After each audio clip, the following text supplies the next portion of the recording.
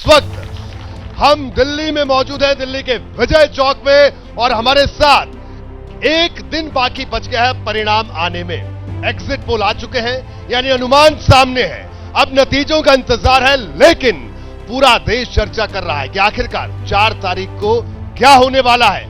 और उस चर्चा के पीछे आधार भी है, आधार है एग्जिट पोल। एग्जिट पोल में जो देश भर के अलग अलग प्रदेश हैं, वहां से जो संकेत मिले हैं, उन संकेतों के जरिए हम परिणामों के नजदीक पहुंचने की कोशिश कर रहे हैं, उसका विश्लेषण कर रहे हैं। और मेरे साथ यहां पर आप देख सकते हैं तमाम लोग मौजूद हैं दिल्ली के और आसपास के इलाकों के। एक बार जोरदार तालियों के साथ हमारे खास मेहमानों का भी स्वागत करिए। और मैं आपको रूबरू करा दूं, हमारे साथ एक खास पैनल है, के शर्मा जी हमारे साथ मौजूद हैं, भारतीय जनता पार्टी के प्रवक्ता हैं। इसके अलावा अभय दुबे साहब हमारे साथ मौजूद हैं, कांग्रेस के प्रवक्ता हैं। राजकुमार भाटी जी हमारे साथ मौजूद हैं, समाजवादी पार्टी के नेता प्रवक्ता हैं। और यशवंत देशमुख साहब हमारे साथ मौजूद हैं, फाउंडर हैं सी वोटर के। और साथ ही साथ प्रोफेसर बद्री नारायण जी हमारे साथ मौजूद हैं, पॉलिटिकल एनालिस्ट हैं। इनसे भी हम बात करेंगे।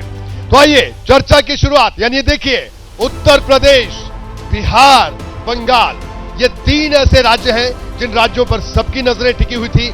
और एग्जिट पोल में इन तीनों राज्यों से जो संदेश आया है, या यूं कहे जो संकेत आया, उस संकेत को, संदेश को पढ़ने की जरूरत है। तो आइए इस चर्चा की शुरुआत सीधे भारतीय जनता पार्टी के प्रवक्ता के शर्मा जी से करेंगे। शर्मा जी, यूपी, बिहार और बंगाल, क्या ये करवाएंगे आपको 400 पार, या 400 पार के पहले रह जाएगी स्थिति? क्या कहेंगे आप देख के जो एग्जिट पोल संकेत दे रहा है, संदेश दे रहा है? रोहित जी, सबसे पहले तो आपके एग्जिट पोल ने ही स्पष्ट कर दिया है कि हम 400 पार कर रहे हैं, तो इसमें तो कोई हमारे में 400 पार से नीचे है। नहीं, ठीक है, लगभग आप उसी जगह पहुंचे हैं। बाकी अन्य जो है कई एग्जिट पोल मिलाएं तो स्थिति वही है।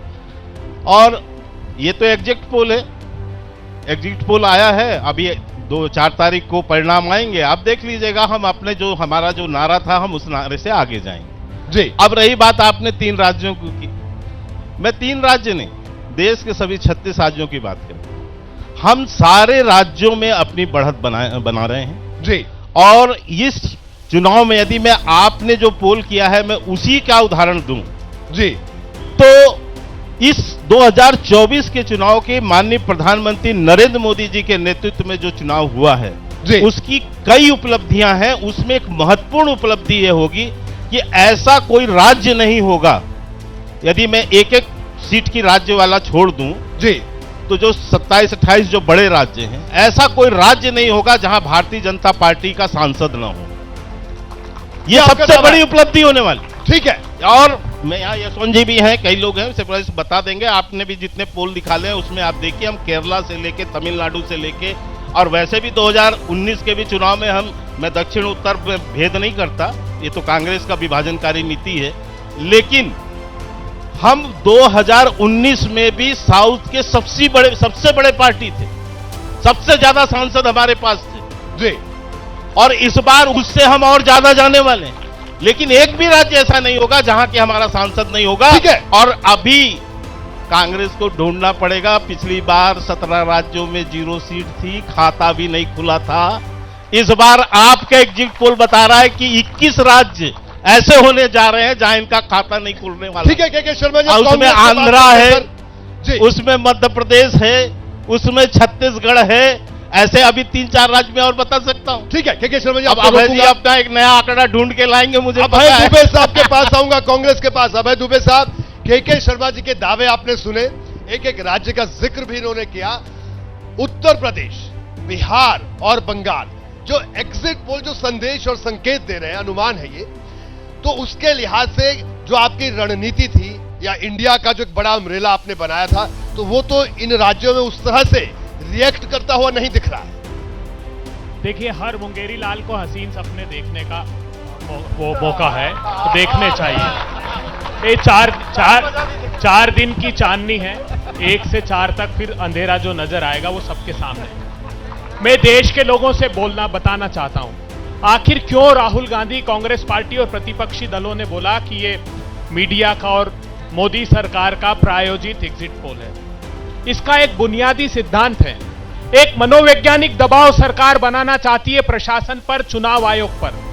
पिछली दफा 40 सीटें ऐसी थी जो भारतीय जनता पार्टी बहुत मार्जिनल वोट से जीती थी, जैसे मछली शहर 181 वोट से जीती, मेरठ जैसी ऐसी 40 सीटें थी।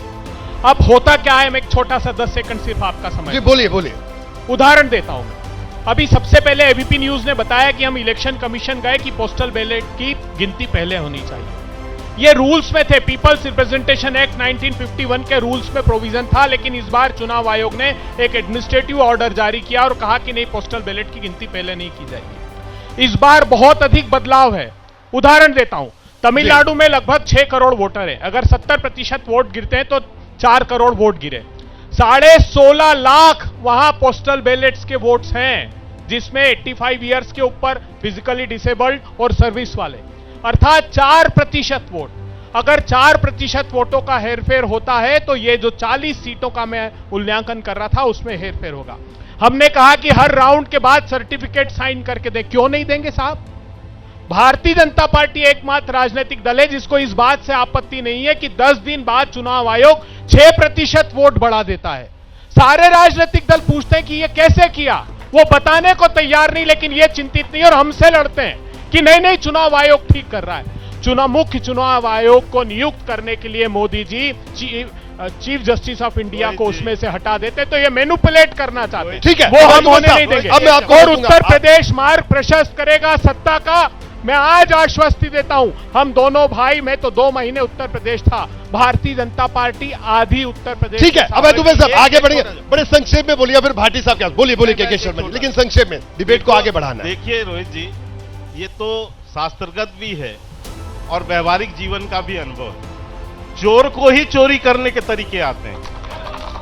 ठीक है, ये जो चोर थे, मैं भाटी साहब, राजकुमार भाटी साहब के पास आऊंगा। तरीके आते हैं राजकुमार चंडीगढ़ की चोरी, चंडीगढ़ की चोरी कैमरे में देखकर जो चंडीगढ़ के चोर हैं वही पढ़ा रहे ईमानदारी का पाठ, जिन्होंने चंडीगढ़ में मारे लंबे हाथ। चोर है। ठीक है, पहले से आप, ठीक है, अभय दुबे साहब, के शर्मा जी, के शर्मा जी आपको रोक रहा हूं। राजकुमार भाटी साहब आपके पास आऊंगा।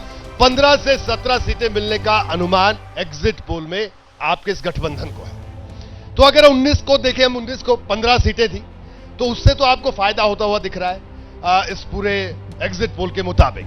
लेकिन बीएसपी अभी भी 14%, यशवंत जी 14% है, बीएसपी अभी 14% वोट हासिल कर रही है।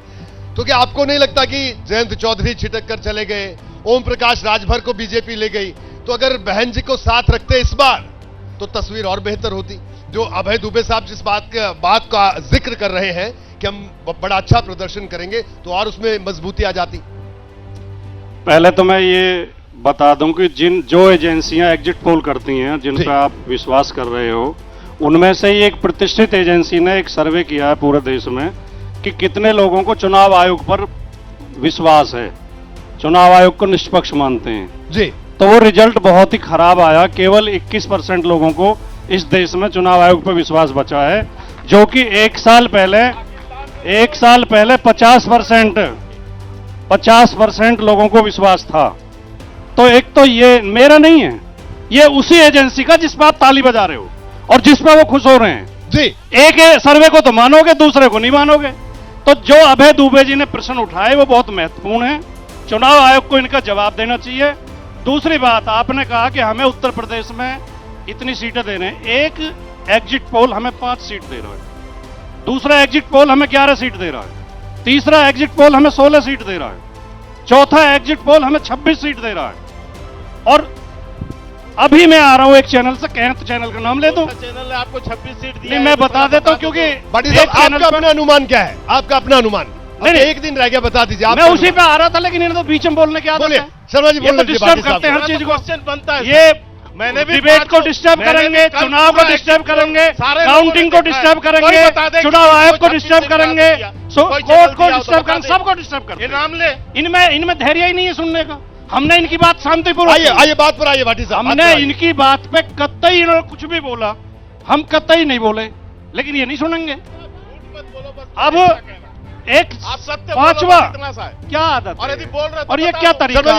एक बार बोल लेते भाटी साहब को, फिर आगे बढ़ना है। चाहे सीट आपकी कितनी भी आ जाओ, लेकिन लगता नहीं कि आप किसी बड़ी पार्टी के प्रवक्ता हैं। बड़ी पार्टी के आदमी में भाटी धैर्य साहब, होना हमारी चाहिए, बात शालीनता होनी चाहिए, भाटी शालीनता साहब, होनी चाहिए। राजकुमार भाटी ये साहब, नुक्कड़ की तरह डिबेट मत किया करो, ये नुक्कड़ नहीं है, ये राजकुमार राष्ट्रीय भाटी साहब, पार्टी का प्रवक्ता राष्ट्रीय चैनल पे खड़े हैं, हम पूरा देश देख रहा है। अब आपका क्या अनुमान है? एक पांचवा जो एग्जिट पोल है वो हमें 34 सीटें दे रहा है और हमारा एग्जिट पोल हमें 50 सीटें दे रहा है। 50 से? हाँ, और जब 4 तारीख को रिजल्ट आएगा तो ये जो एग्जिट पोल हम एग्जिट पोल पे सवाल नहीं उठा रहे। यशवंत ठीक है। देशमुख जी बहुत विद्वान व्यक्ति हैं, बहुत अच्छे व्यक्ति हैं, उन्होंने पूरी मेहनत की होगी, उनकी टीम ने की होगी, लेकिन जिनसे पूछा है वो इतने डरा रखे हैं इन्होंने, वो सच बोलने को तैयार नहीं होते। और ठीक ये है, भाटी कैमरा साहब, देखते ही तो जी बिल्कुल। ये देखते हैं नहीं, इसे देख के लोग सोचते हैं अरे ये तो बीजेपी के आदमी आ गए। चलिए भाटी साहब, ठीक है, आपने अपनी बात रखी। मैं यशवंत जी आपके पास आऊंगा। अभी हम पूरे देश भर की बात कर रहे हैं, अभी उत्तर प्रदेश की बात इसलिए कर रहे हैं, 80 सीटें वहां पर हैं।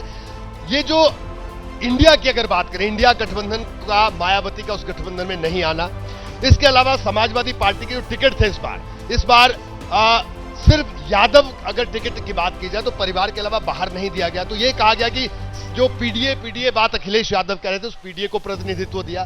तो ये जो सामने स्थिति आई है कांग्रेस और सपा के एक साथ आने, अगर बसपा 14% अभी भी वोट हासिल कर रही है, तो क्या लगता है कि रणनीति में इनकी कमी रहेगी अगर साथ आती? क्योंकि पिछली बार तो साथ ही थे। मैं इस 14% के रहस्य को हम जानना चाहते हैं।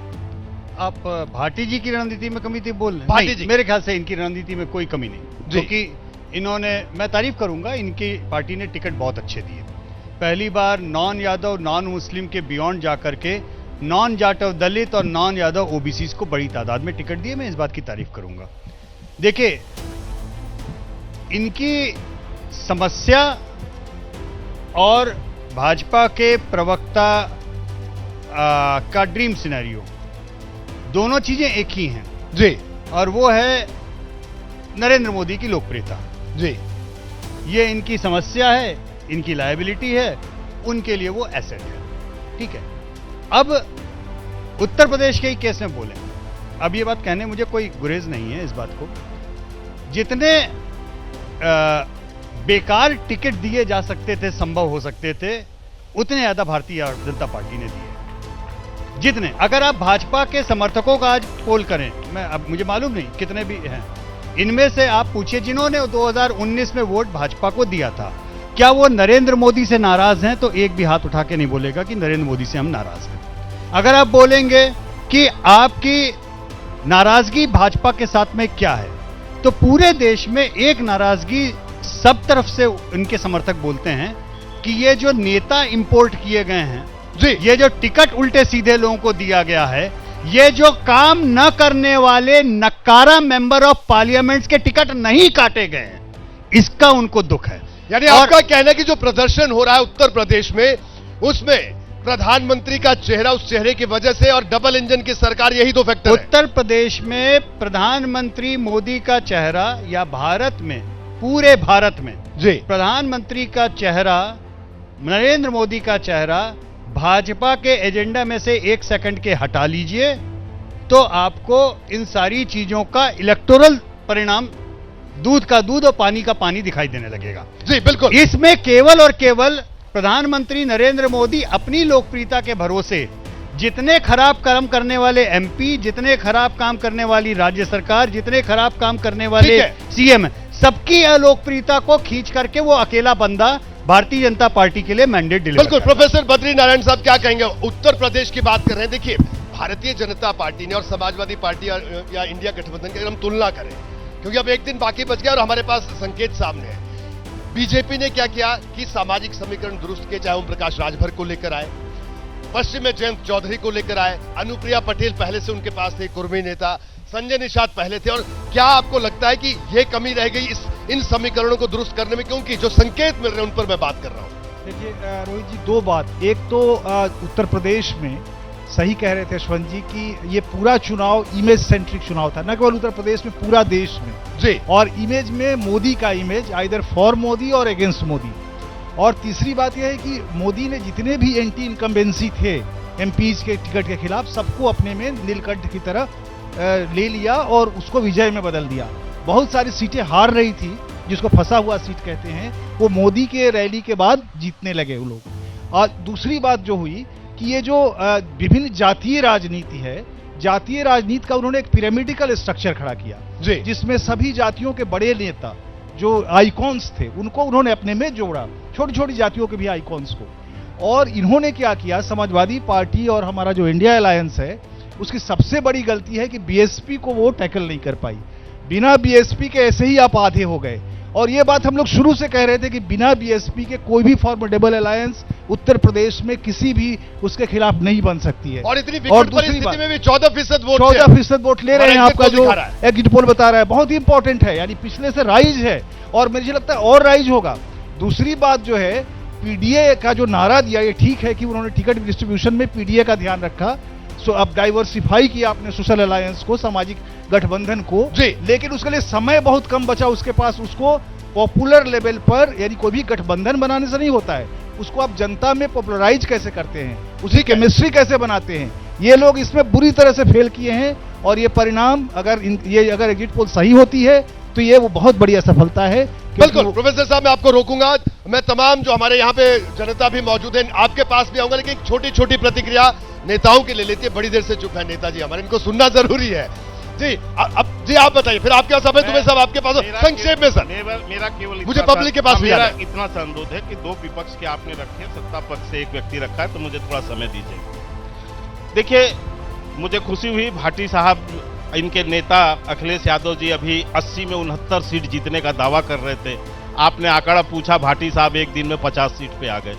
अब ये जब तक रिजल्ट निकलेगा तब तक 5 सीट में आ ही जाएंगे, उसमें मुझे कोई नहीं। लेकिन मैं दूसरी बात कहता हूं, मुझे एक शब्द पे आपत्ति है जी। यशवंत जी यानी राजनीतिक विश्लेषक हैं, सर्वे करने वाले हैं, सब कुछ है, लेकिन किसी को नकारा कहना ये मैं समझता हूं उचित नहीं है। उनकी दृष्टि में होगा, वैसी सोच ठीक है होगा। सर। लेकिन मैं दूसरी बात कहता हूं, नकारा क्या, चलो निकम्मा कह दिया करो, निकम्मा नेतृत्व कह की दिया करो। क्षमता ही यही होती है। नेतृत्व की क्षमता ही यही होती है कि थोड़ी मोड़ी कमियां भी यदि हो तो उसको लेकर वो आगे बढ़े और नेतृत्व करे ठीक और है, अब जीते। तुम्हें साहब। लेकिन जी। दूसरी तरफ का नेतृत्व का नकारापन मैं बताता हूं, जो शब्द इन्होंने यूज किया मैं वो यूज करते हुए कहता हूं। थोड़ा संक्षेप में। सिर्फ 2019 का चुनाव हुआ और कांग्रेस बुरी तरह चुनाव हारी। चुनाव हारने के बाद राहुल गांधी का क्या बयान था? राहुल गांधी का बयान था कि मैं जो इशू लेके चला राफेल का, उस पे मेरे पार्टी ने साथ नहीं दिया। नकुलनाथ जो कमलनाथ हैं वो अपने बेटे के लिए लड़ते रहे, अशोक गहलोत अपने बेटे को जिताते रहे, पार्टी को जिताने के लिए काम नहीं किया। इसलिए मैं राष्ट्रीय अध्यक्ष पद से इस्तीफा देता हूं। दुबे साहब अब भाग कांग्रेस के खड़े पास हुए चलते हो। हैं। जी, देखिए, आप अपनी बात नेतृत्व वही होता है जो छोटे ये फिर बड़े से कमियों लेकर को आगे लेकर परिवारवाद, और इनका जीत कहना है कि दिलाता है जो परिवारवाद नरेंद्र एक मोदी अभी भी के बड़ी समस्या है आपके लिए भी, जो के शर्मा जी बात कह रहे ये हैं। जो यशवंत देशमुख जी ने बात की, 111 इंपोर्टेड नेताओं को टिकट दिया है भारतीय जनता पार्टी, और ये तय कौन करता है? प्रधानमंत्री स्वयं तय करते हैं कि अजीत पवार, हसन मुश्रीफ, प्रफुल्ल पटेल, हेमंतो बिस्वा शर्मा, जितने दागदार थे वो ले लिए। अब इन्होंने बात की क्रेडिबिलिटी की, किनके नेता की क्रेडिबिलिटी? 14 अप्रैल को इनका घोषणा पत्र जारी होता है साहब। प्रधानमंत्री जी ने एक शब्द, इनके किसी नेता ने कोई घोषणा सुनी आपने? हमने सुना भारत, पाकिस्तान, हिंदुस्तान, मुसलमान, दिवाली, रमजान, शमशान, कब्रिस्तान, मांस, मटन, मछली, मंगलसूत्र, मुजरा तक बोल दिया। हम कह रहे थे महंगाई पर जवाब दीजिए प्रधानमंत्री जी, बेरोजगारी पर बात कीजिए प्रधानमंत्री जी, अग्निवीर पर बात कीजिए प्रधानमंत्री जी, जो वेदना लड़कियों ने, गोल्ड मेडलिस्ट बेटियों ने दिल्ली के दरवाजे पर तिल तिल कर तड़पा कर मारा, उस पर बात कीजिए प्रधानमंत्री जी, जो किसानों को रोंद कर मार दिया फसलों के दाम पर, लेकिन प्रधानमंत्री जी ठीक है, अब मुंह से एक शब्द और संवेदना मुझे जनता के नहीं पास जाने, भाटी साहब तो आपके पास इसलिए हम आऊंगा। आश्वस्त हैं एक कि सवाल जनता से आप ले लेते हैं, जनता से। आराम से आप बताइए, किससे सवाल है आपका? सवाल क्या है सर? अरे भाई साहब बैठिए, बात तो सुन लीजिए, किससे सवाल है आपका? सर, मेरा सवाल भारतीय जनता पार्टी से है। प्रधानमंत्री नरेंद्र मोदी मन से शहजादे करते हैं, क्या वो देश के लिए कुछ ऐसा, या बिहार के लिए कुछ? बिहार में ये बयान दिया था उन्होंने। कहाँ के रहने वाले हैं बिहार के आप? बेगूसराय से हैं, मेरा नाम आदित्य है।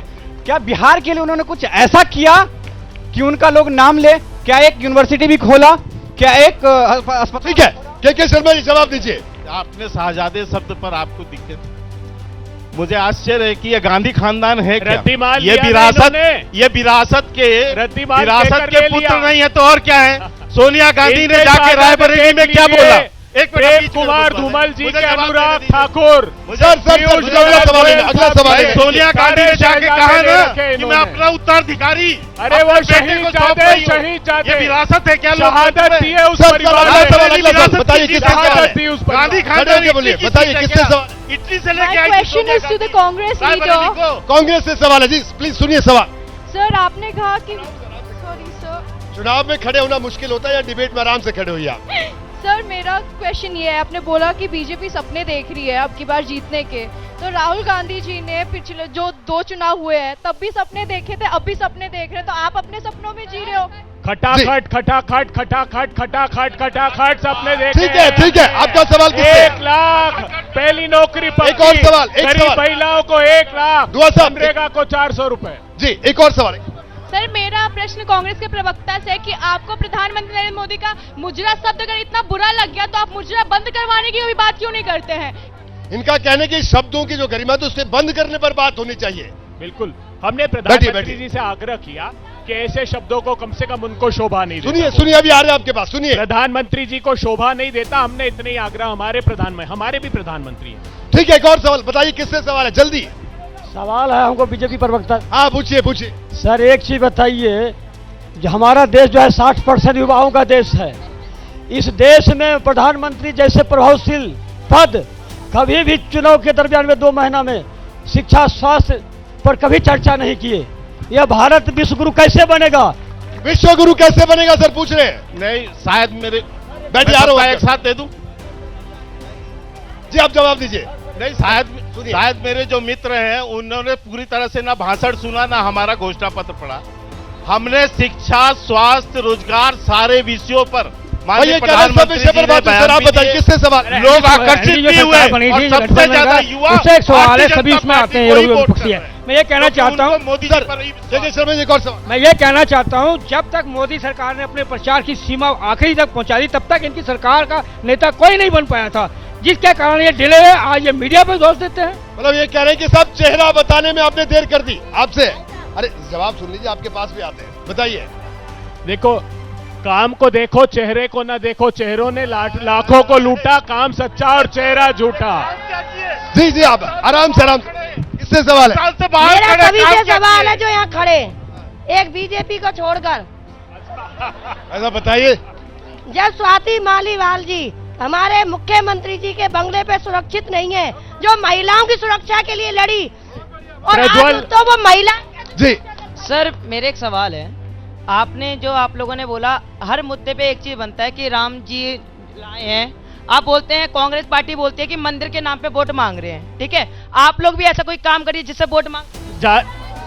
जी एक मिनट, एक बहुत महत्वपूर्ण उत्तर है। बैठिए बैठिए बैठिए बैठिए बैठिए प्लीज। जासू राजप्रिय प्रजा दुखारी सोई नर पवसी नरक अधिकारी। ये मस्जिद के जिस नाम पे राजा मांगेंगे। के राज में प्रजा को दुख भोगना पड़े वो नरक का अधिकारी है। इन्होंने हमारे शंकराचार्यों का अपमान किया। हमारे शंकराचार्यों ने कहा, नहीं। प्रधानमंत्री जी पोस्ट के मास में उद्घाटन मत कीजिए। सर एक सवाल और हमारे है। शंकराचार्यों बाबरी पर आरोप मस्जिद के लगाना नाम पे प्रारंभ वोट किया। मांग रहे हैं। बताइए किससे ये बाबरी मेरा मस्जिद के कांग्रेस नाम पे प्रवक्ता वोट से मांग सवाल रहे है। थे। सर आप लोग पूरे चुनाव में ये बयान देते हुए नजर आए कि हमारा संविधान खतरे में है। सर इंदिरा गांधी जी की सरकार में 42वां अमेंडमेंट 49 कम से कम अमेंडमेंट्स आए हैं। उसके बाद राजीव गांधी जी की सरकार में 24 अमेंडमेंट्स आए हैं। मनमोहन जी की सरकार में 8 अमेंडमेंट्स आए हैं और मोदी जी की सरकार में लगभग 8 आए हैं। तो सर जिनके खुद के घर कांच के, सर जवाब दीजिए, बैठिए बैठिए। आपके प्रश्न में आपने जवाब दे दिया। संशोधन और बदलना दोनों में अंतर है। ठीक है, अंतर है, अंतर है, बताइए। देखिए, होती है, बदलना क्या है? आपने प्रस्तावना में बदलाव कर बदलना दिया। नहीं जी होता। सर भाई कांग्रेस और सपा से, भाई बीजेपी से भी सवाल पूछ लो, सब सवाल कांग्रेस से ही पूछोगे। सपा से भाटी साहब सुनिएगा। सर मेरा क्वेश्चन ये है कि आप ईवीएम और ईसीआई पे उंगली उठा रहे हो, तो उस सीटों को भी आपको छोड़ देना चाहिए जहां पे आप जीत रहे हो, वहां पे तो आप नहीं छोड़ोगे। नहीं, छोड़ के आंदोलन करो कि भाटी साहब सुनिए, बड़ा दिलचस्प सवाल है। यशवंत जी सवाल सुनिए। इनका कहना सही भाटी साहब से क्वेश्चन सवाल पूछा है है इस बच्चे ने। कि ईवीएम पर आप बिल्कुल सवाल सही वहां उठा क्वेश्चन रहे हैं जहां सही पर कहा। हार रहे हैं, बिल्कुल सही और क्वेश्चन। जिन सीटों पर जीत रहे हैं वहां आप ईवीएम पर सवाल नहीं उठाते, वहां पर भी उठाइए, बताइए। दिक्कत ये एक मिनट मैं इसका जवाब दे देता अरे हूं। अब जवाब सुनिए, जवाब सुनिए भाटी साहब से भाई। दे दूं, ये केवल ईवीएम की समस्या नहीं है, एग्जिट पोल के साथ में भी यही समस्या है। इनको जब कर्नाटक के एग्जिट पोल में हम बोलते हैं कांग्रेस जीत रही तब समस्या नहीं होती, तेलंगाना के एग्जिट पोल में बोलते हैं कांग्रेस जीत रही तब समस्या नहीं होती। दिल्ली में, बंगाल में, तमिलनाडु में, जवाब दीजिए। कहीं पर भी एग्जिट भाटी पोल साहब से में सुनते हैं। आज मैं माफी चाहता हूं, क्योंकि आज इनके नेता ने ये बोला कि ये मोदी का फैंटेसी पोल है। तो जिस समय हम लोग कर्नाटक में कांग्रेस को जिता रहे थे, क्या वो राहुल जी का फैंटेसी हमने पोल तो था? निमंत्रित नहीं किया, हमने कब आमंत्रण दिया आपको? हम सर, ये कह रहे हैं कि आज जो चुनाव आयोग कर रहा है, जो मोदी सरकार कर रही है, ये हार वो पहले चुनाव का को बहाना दबाने है। इस exit ये poll हार के माध्यम पहले से। का बहाना है। एक और सवाल ठीक है, मैम बताइए, सवाल किससे आप? हार के पहले का बहाना है। ये भगोड़े हैं। पोजीशन से ये है। कांग्रेसी भगोड़े हैं सब। ये क्या ये सवाल अभद्र पूछिए। भाषा का प्रयोग करते हो? ये जो यहाँ पे चारों लोग खड़े हुए हैं, मेरा सवाल उनसे है कि मोदी जी ने क्या नहीं किया, हमारे प्रधानमंत्री ने क्या नहीं मणिपुर किया? पर मौन साध आप ये कर रखा बताइए। 50 दिनों नहीं, आप तक। ये बताइए, मणिपुर पर मौन साध कर अभिनंदन रखा। को वो 24 घंटे में किसानों इंडिया के वापस ले लिए आए। किसानों के लिए 3 काले कानून लेकर आए, जमीन को हथियाने की किसानों की कोशिश की। सर, अब एक मणिपुर और पर सवाल, एक और 50 सवाल। दिनों तक चुनाव मौन खत्म साध हो कर गया रखा। है। चुनाव जी से खत्म मेरा हो गया है। भाई भाटी जी से प्रश्न आ गया सीधा, भाटी जी जवाब दीजिएगा। भाटी जी, आपसे प्रश्न है। आपने कहा इलेक्शन कमीशन पर जो जनता है वह विश्वास मात्र 21% कर रही है। आपसे हाँ या ना में जवाब चाहता हूं मैं। आप विश्वास करते हैं भारत की चुनाव प्रक्रिया में या नहीं? हाँ या भाटी साहब जवाब। हम थोड़ा सा समय, आप आधे मिनट का समय दें। बिल्कुल, बिल्कुल, क्योंकि देंगे 3 सर। सवाल आगे, तीनों का जवाब मुझे दें। बोलिए बोलिए भाटी साहब। पहला सवाल ईवीएम पे आया। ईवीएम जब सन 2000 में आई पहली बार इस देश में, तो सबसे पहले सवाल भारतीय जनता पार्टी ने उठाए। इनके एक सांसद जीवीएल नरसिंह राव ने बाकायदा किताब लिखी। दूंगा सर। ये बीच में चिल्लाते हैं, मैं दे रहा हूं। और आडवाणी जी ने उसकी भूमिका लिखी। ये विरोध करते थे, हम केवल उसकी प्रक्रिया पे सवाल उठा रहे हैं। अब जो इन्होंने कहा कि चुनाव आयोग पे विश्वास है, हमें तो मोदी जी पे भी विश्वास है, लेकिन सवाल उठाना लोकतंत्र की अनिवार्य शर्त है। सवाल हम उठाते रहेंगे, इससे परेशान मत हुआ ठीक करो, है, एक सवाल इनका और जवाब दिया करो। ठीक है। अच्छा, मेरा क्वेश्चन अभय दुबे जी से है। दुबे जी, क्या कांग्रेस को कोई कैंडिडेट नहीं मिलता क्या दिल्ली में? कन्हैया कुमार को आप लड़ा रहे हैं। ऐसे कैंडिडेट आप लेके आएंगे तो कांग्रेस को कहां से जीत? बताइए इनका कहना है। कन्हैया कुमार, कांग्रेस की चिंता है। कन्हैया कुमार एक ऊर्जावान छात्र है, एक ऊर्जावान नौजवान है, जो भारतीय जनता पार्टी ने गलत तरीके से उसका आरोप लगाया। और आज बताता हूँ, कन्हैया कुमार को दिल्ली की जनता प्रचंड बहुमत से सर मैं रोक रहा हूं। अब एक बार फिर प्रचंड से चर्चा बहुमत की से। शुरुआत। मैं प्रोफेसर साहब आपके पास आऊंगा। बैठिए बैठिए, आएंगे दोबारा आएंगे, रुक जाइए। अरे रुक जाइए रुक जाइए। प्रोफेसर साहब, बिहार की अगर बात करें, जो एग्जिट पोल जो स्थिति दिखा रहे हैं बिहार में, जिस तरह का चुनाव हुआ, अगर हम इंडिया अलायंस की बात करें, उन्होंने अपना दायरा बढ़ाया, और एनडीए की बात करें तो नीतीश कुमार को अपने साथ ले आए। यानी चुनाव से पहले खूब प्रयोग हुए, लेकिन जो एग्जिट पोल जो इशारा कर रहे हैं, वहां पर इंडिया अलायंस को उतना फायदा नहीं दिख रहा है। जितना नुकसान बीजेपी को प्रोजेक्ट हो रहा था, उतना उनको भी नहीं हो रहा। इसकी वजह क्या मानते हैं आप? बिल्कुल रोहित, इसकी वजह वही है जो वजह उत्तर प्रदेश में आपने देखा, मोदी इमेज, और दूसरा ये जो लाभार्थी योजना, जो पेंशन, राशन, ये इसने दलित और मार्जिनल कम्युनिटी, जिसके लिए जीने का सवाल बहुत महत्वपूर्ण है, उसमें बहुत बड़ी भूमिका अदा की है। और तीसरी, जातियों के नेताओं को अपने साथ जोड़ना, चिराग पासवान, मांझी, ये सारी जातियों के नेताओं ने, यानी बीजेपी ने अपने सोशल अलायंस को वहां बहुत डाइवर्सिफाई किया। और एक और बात है रोहित, जो बहुत इंपॉर्टेंट है, ईवीएम ने आकर के, जिस ईवीएम पर जितना भी सवाल खड़ा करे कोई, बहुत डेमोक्रेटाइज किया है इंडियन इलेक्शन को। और मार्जिनल कम्युनिटीज को वोट देने के लिए, तो पहले वोट को लूट होती थी। आपको पता है बिहार में कितना वायलेंस होता था चुनाव के समय। ईवीएम ने आकर के उसको काफी कुछ खत्म किया है।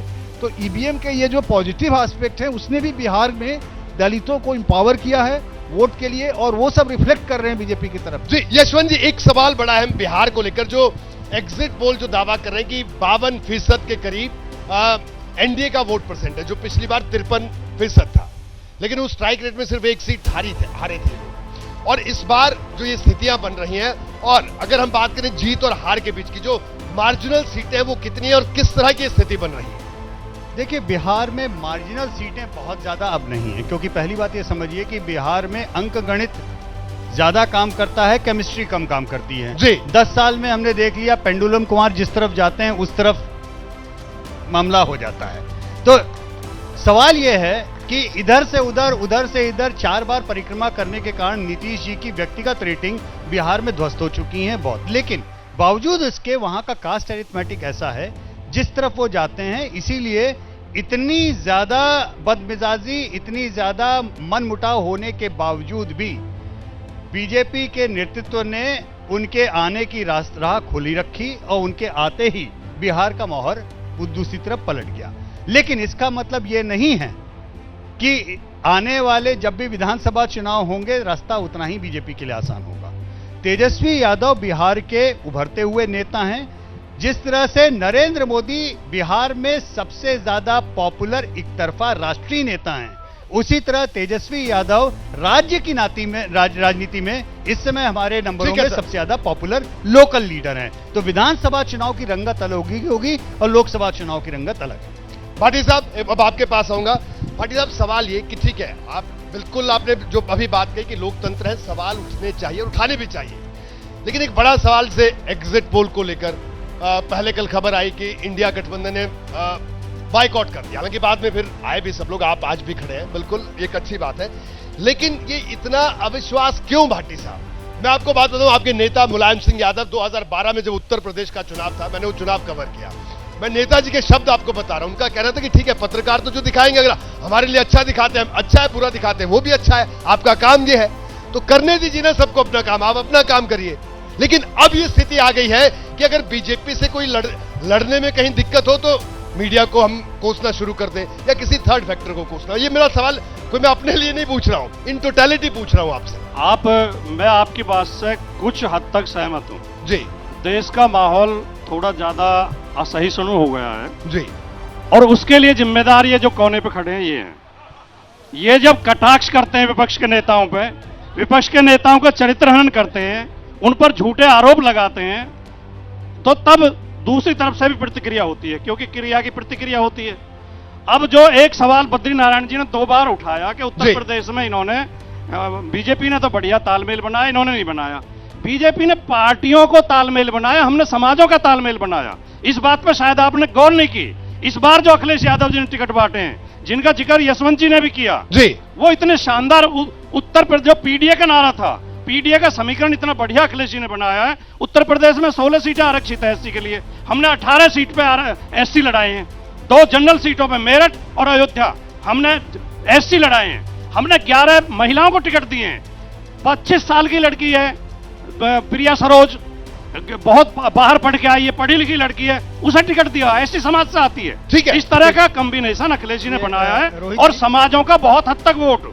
अब बहन जी को जैसे 14% वोट आपने बताया, मैं खत्म कर रहा हूं आखिरी सेंटेंस, मैं आखिरी बस खत्म कर रहा हूं। 14% आपने बताया, उत्तर प्रदेश में 21% एससी है, इसका मतलब एससी का पूरा वोट भी नहीं मिला बहन जी को, और जो वोट मिला है उसमें आधा तो प्रत्याशियों का होता है, उनके समाज का। तो कुल मुश्किल से 7% वोट बहन जी को मिला है, बाकी वोट हमारी तरफ आया है। जी, भाटी जी ने बात सही कही, लेकिन मेरा बस इतना ही कहना था कि उसको लोकप्रिय पॉपुलराइज नहीं कर पाई समाजवादी पार्टी, समय नहीं मिला। और दूसरी तरफ बीजेपी ने सिर्फ पार्टी का अलायंस नहीं किया, उन नेताओं के सामाजिक आधारों का अलायंस किया। ठीक है सर, इसलिए उसको फायदा मिला। आपसे सवाल बंगाल की तरफ आते हैं। सब बंगाल में बीजेपी अप्रत्याशित शब्द का मैं इस्तेमाल कर रहा हूं, बढ़त बनाती हुई दिख रही है एग्जिट पोल में। नतीजे आने हैं अभी 4 तारीख को। तो ये जो प्रदर्शन है बीजेपी का, और अगर आप कांग्रेस की बात करें, क्योंकि टीएमसी के साथ वैसे तो अलायंस है लेकिन ऐसे अलायंस नहीं है, तो ये जो कंफ्यूजन है आपका कि वैसे तो इंडिया अलायंस में है लेकिन जब चुनाव हो रहे हैं तब नहीं है, तो आपको नहीं लगता कि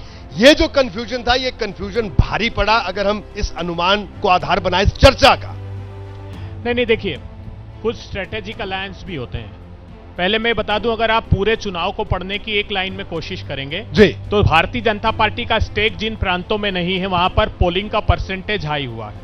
जहां भाजपा ने अधिसंख्य सीटें जीती वहां 60 के आसपास रखा है, उत्तर प्रदेश, मध्य प्रदेश, छत्तीसगढ़, राजस्थान वगैरह वगैरह। इसका अर्थ है इनका कोर वोटर तैयार नहीं हुआ आने के लिए। क्यों नहीं हुआ? क्योंकि प्रधानमंत्री जी ने, जब आपने बिहार का उदाहरण दिया, नीतीश बाबू को एक दिन पहले रद्दीमाल बताया प्रदेश अध्यक्ष ने, दूसरे दिन उनको शामिल कर लिया। ऐसे महाराष्ट्र में भी किया। महाराष्ट्र में अजीत पवार पर एलिगेशन लगाया, उनकी पार्टी को तोड़कर सिंबल दिलवा दिया। शिवसेना तो इतनी तोड़फोड़ की आवश्यकता क्यों पड़ी अगर आप आश्वस्त थे कि हम चुनाव जीत रहे हैं? चुनाव ऐसे जीतने की स्थिति में ना पहले थे ना आज ये चुनाव जीत रहे हैं। क्योंकि देश की जनता इन शाम दाम दंड भेद को सब समझती है।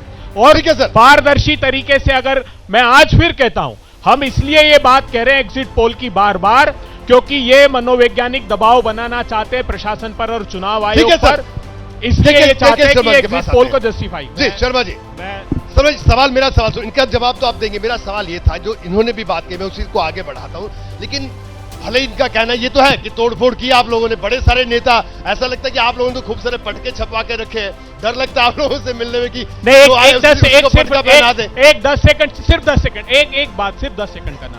देखिए, ये प्रश्न भी बार बार पूछा गया कि केरला में और पंजाब में आमने सामने क्यों लड़े, क्योंकि वहां मैंडेट हमको ये था कि प्रतिपक्षी दल होने के नाते आपको उनकी समालोचना करनी है। ठीक है, तो एक जगह स्ट्रेटेजिक अलायंस बंगाल में था, मेरा सवाल आपसे सीधा है, पश्चिम बंगाल में अगर ये अनुमान है, ये नतीजों में भी अगर तब्दील होते हैं, तो उसकी सबसे बड़ी वजह आप क्या मानते हैं? निश्चित तौर से माननीय प्रधानमंत्री जी की लोकप्रियता है और जो डेवलपमेंट के काम है वो वहां दिखाएगा। और जो ममता बनर्जी का वहां पर जिस ढंग से व्यवहार किया है वहां की जनता के साथ में, उनका जो कारनामा है, जिस ढंग से अत्याचार है, बलात्कार है महिलाओं के साथ में, वो सारे चीजों के परिणाम है। लेकिन मैं भाटी साहब की एक बात कह दूं, इन्होंने हम पे कहा आप असहिष्णु हो जाते हैं, ये माहौल भाजपा ने बनाया है। अरे जब आपके पाप और कुकर्म सामने आएंगे तो हम उस पर क्वेश्चन क्यों ना उठाएं? प्रज्वल रेवन्ना, एक मिनट, प्रज्वल रेवन्ना को आशीर्वाद देंगे प्रधान। जब आप मुख्तार अंसारी जैसे आरोप लगे, मुख्तार अंसारी जैसे माफिया के मेरे खाते में, माफिया के कब्र में जाके फांसियां पड़ेंगे, फारूक जैसे आतंकवादी को टिकट दो, उन्हें प्रतिष्ठित तालिब हुसैन जैसे आतंकवादी को मंच पर खड़ा करो, तारिक अहमद मीर जैसे आतंकवादी को टिकट दो और दूसरों पर उंगली उठाओगे। ओबीसी का आरक्षण का जल्दी पूछिए, जल्दी पूछिए। सारी चीजें हैं। विशेषा सिंह और मेरा सवाल समाजवादी पार्टी के प्रवक्ता से, आप महिलाओं की बात कर रहे हैं, तो नेताजी जब कहते थे कि लड़के हैं, लड़कों से गलती हो जाती है, और जब 1995 का गेस्ट हाउस कांड हुआ था जी, मेरा सवाल बीजेपी के प्रवक्ता से है कि वो धर्म की बात करते हैं, हर धर्म में युवा है, युवा के लिए क्या करेंगे और आगे आने वाले सालों में और क्या किया है आज यूथ के लिए? संक्षेप में ये जवाब नहीं है, आगे बढ़े। नहीं, आप बताइए। यूथ के लिए कोई जवाब नहीं है, वो आउट ऑफ सर एक सेकंड, बीजेपी के प्रवक्ता से मेरा सवाल है, आप जिस तरीके से कह रहे थे कि सबसे ज्यादा मंत्री बीजेपी के हैं, मैं दावे के साथ कह सकता हूं कि सबसे ज्यादा भ्रष्ट मंत्री बीजेपी के हैं। बताइए, ये इनका दावा है साहब जी। दावा है, सवाल सबसे अलग हट करके है। मैं एक वोटर हूं और मैं एज ए वोटर, जल्दी सवाल ये है कि आपने वोटर को कर दिया, मोदी जी के नाम पर वोट मिलता है, इसके नाम पर उसका नाम मिलता है, वोट मिलता है जो देश के लिए काम करेगा उसके नाम। जी मैडम, आपका सवाल। ठीक है साहब, मेरा विपक्ष से ये सवाल है कि लोकतंत्र में 45-55 का रेशो होना चाहिए। जब ये 75-80 सीट लेके आएंगे तो जो सरकार होगी वो तो तानाशाह बनेगी। सर इनका कहना है कि आपको भी मजबूत होना चाहिए। भाटी साहब, ये सवाल आप लोगों से पूछ रहे हैं। रिजल्ट तो आने दो, हम बहुत मजबूत हो रहे हैं, चिंता मत करो। चलिए, मैं अभी रिजल्ट नहीं आया। यशवंत जी आपके पास आऊंगा। बंगाल, यशवंत जी, बंगाल में जो ये बीजेपी का जबरदस्त जो स्विंग दिख रहा है, इसके पीछे की वजह क्या? क्या जो सरकार की एंटी इनकम्बेंसी ममता सरकार की, या फिर जो अलायंस करने में गलती हुई या इन्होंने सही किया, उसको वजह माने? क्या मानते हैं? देखिए, पश्चिम बंगाल में एक बात को समझिए कि बीजेपी का जो सुन लीजिए जी, वो बहुत ही क्लासिकल रहा है। पश्चिम बंगाल भारत का एकमात्र ऐसा राज्य है जहां भाजपा पहले ग्रामीण इलाकों में घुसी और अंत में शहरी इलाकों में घुसने की कोशिश कर रही है। बाकी सारे राज्यों में भाजपा पहले शहरी पार्टी बनी और बाद में ग्रामीण अंचल में गई। अभी इस बार पश्चिम बंगाल के मुकाबले में भाजपा, जो बंगाली में भद्र लोग कहा जाता है, शहरी जनता को, सुधी जनता को, वहां पे पांव पसारने की कोशिश कर रही है। और फिलहाल उसमें मुझे लगता है कि जो पश्चिम बंगाल में नौकरी घोटाला हुआ, वो वहां पे टीएमसी सरकार के लिए खासा सिरदर्द बन गया है, क्योंकि उसके इम्पैक्ट हमको टर्नआउट पे भी दिख रहा है और उसका इम्पैक्ट यानी बड़ी वजह थी। प्रोफेसर साहब, संक्षेप में आखिरी सवाल आपसे भी यही बंगाल को लेकर। बंगाल में बड़ा शिफ्ट, क्या वजह आप मानते हैं? एक तो एंटी इनकम्बेंसी ममता का, दूसरा हिंदुत्व की राजनीति। ये हिंदुत्व का गर्भगृह है बंगाल, जिसको रिकवर कर रही है बीजेपी। तीसरा, जो एंटी करप्शन मूवमेंट जो बीजेपी ने वहां पर चलाया ममता के खिलाफ, वो एक बड़ा कारण है। और चौथा, जो वहां पर लगातार ये जो ऑपरेशंस, वायलेंस, पूरी जो माहौल है, एक टॉर्चरस माहौल है, उसके खिलाफ बीजेपी एक नई आश लेकर के आई है। हिंदुत्व, एंटी करप्शन और इस तरह का ये जो मोदी का जो इमेज है, ये तीन ने मिलकर के जी। मोदी के प्रति आस। प्रोफेसर साहब मैं आपको रोकूंगा, माफी के साथ वक्त खत्म हो गया। आपका बहुत बहुत शुक्रिया यशवंत जी, आपका भी, भाटी साहब आपका भी, दुबे साहब आपका भी, और के शर्मा जी आपका भी, और तमाम लोग जो यहाँ मौजूद थे आप सबका बहुत बहुत शुक्रिया। और 4 तारीख को एबीपी न्यूज जरूर देखिएगा। सबसे तेज नतीजे, एक दिन बाकी बच गया है। 4 तारीख को सुबह 8 बजे से एबीपी न्यूज पर जरूर देखिए सबसे तेज नतीजे।